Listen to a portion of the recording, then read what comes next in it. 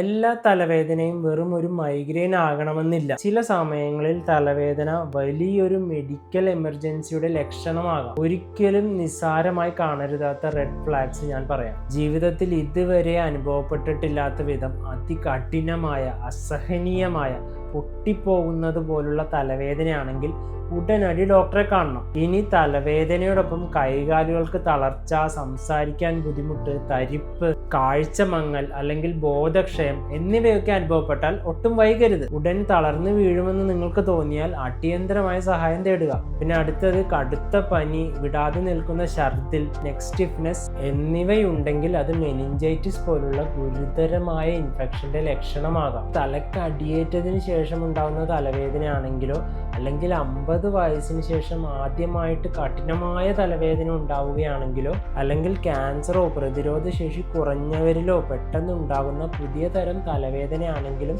പരിശോധന നിർബന്ധമാണ്. സത്യത്തിൽ ഭൂരിഭാഗം തലവേദനകളും പേടിക്കേണ്ടതില്ല. പക്ഷേ ഈ മുന്നറിയിപ്പ് ലക്ഷണങ്ങൾ ചിലപ്പോൾ ഒരു ജീവൻ തന്നെ രക്ഷിച്ചേക്കാം. സംശയം തോന്നുന്നുണ്ടെങ്കിൽ റിസ്ക് എടുക്കാതെ ഡോക്ടറെ കാണുക. തലവേദനയെക്കുറിച്ചുള്ള കൃത്യമായ വിവരങ്ങൾക്കായി ഈ പേജ് ഇപ്പോൾ തന്നെ ഫോളോ ചെയ്യും.